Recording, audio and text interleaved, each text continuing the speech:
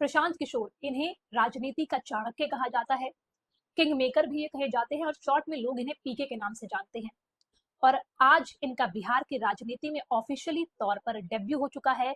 बिहार की बांकीपुर सीट पर हुए उपचुनाव में प्रशांत किशोर को जीत मिल चुकी है और उन्होंने भाजपा के जो उम्मीदवार थे उनको हरा दिया है। और यहाँ से प्रशांत किशोर का बिहार के विधानसभा जाने का जो रास्ता है वो साफ हो चुका है। भाजपा का गढ़ बांकीपुर सीट कही जाती थी। पिछले 31 सालों में देखा जाए तो भाजपा इस सीट पर एक भी बार नहीं हारी। नितिन नवीन की ये सीट थी, उससे पहले नितिन नवीन के पिता इस सीट पर चुनाव लड़ते थे और वो जीतते रहते थे। और अब जन स्वराज के संस्थापक प्रशांत किशोर इस सीट पर कब्जा कर चुके हैं। प्रशांत किशोर का राजनीतिक इतिहास भी बड़ा दिलचस्प रहा है, जहां उन्होंने अपने राजनीति की शुरुआत एक राजनीतिक सलाहकार के रूप में प्रधानमंत्री, जो अब हमारे देश के प्रधानमंत्री हैं नरेंद्र मोदी, उनके साथ शुरू की थी।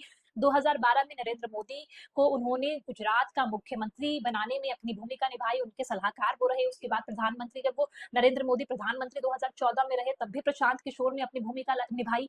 लेकिन 2014 में भाजपा से प्रशांत किशोर अलग हुए और उन्होंने आईपैक करके एक अपनी कंपनी बनाई, एक पीआर कंपनी थी जो अलग अलग राजनीतिक पार्टियों का प्रचार रणनीति बनाने में, उनकी चुनावी रणनीति बनाने में भूमिका निभाती थी। और प्रशांत किशोर ने अलग अलग पार्टियों के साथ आईपैक में रहते हुए काम किया।